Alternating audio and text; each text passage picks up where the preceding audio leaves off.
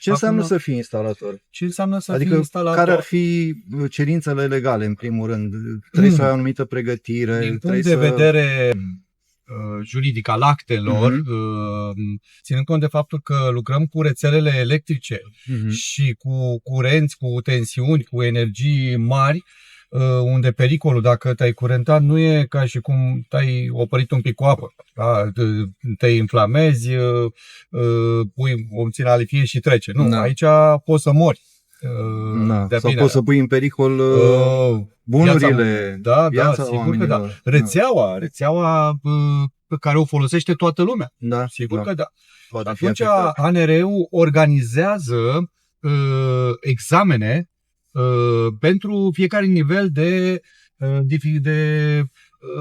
electrician pe care îl vrei. 1, 2, 3, 4, dar nivelele mai mari sunt pentru cei care lucrează cu linii de înaltă tensiune, cu energii mari. Deci cumva trebuie să fii inginer la bază. E bine să fii inginer, să ai cunoștințe sau să fii lucrat. Nu e obligatoriu să fii inginer, dar examenul este unul foarte serios. Asta ca să poți să montezi și să lucrezi cu sisteme fotovoltaice și în electrică.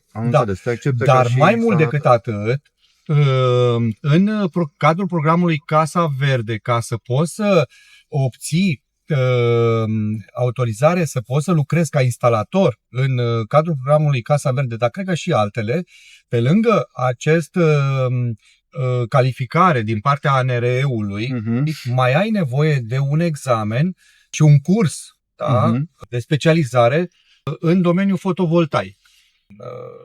Organizat de diverse instituții care se ocupă cu așa ceva. Deci în afară de autorizare faci un curs. Faci un curs și acolo ai și acolo autorizare, specializat pe fotovoltaice. Dai un test la sfârșit. Se dă un test la sfârșit, da, sigur că da. Te pune să proiectezi un sistem, da, cap-coadă, cu baterie. Trebuie să știi ce componente alegi, cum le îmbini, să nu fie baterie prea mare față de sistemul pe care l-ai, sau invertorul să nu fie potrivit, hibrid și așa mai departe. Față de se plătește acest curs? Se plătește, da. Se plătește, nu? Da. Te duci 2 săptămâni.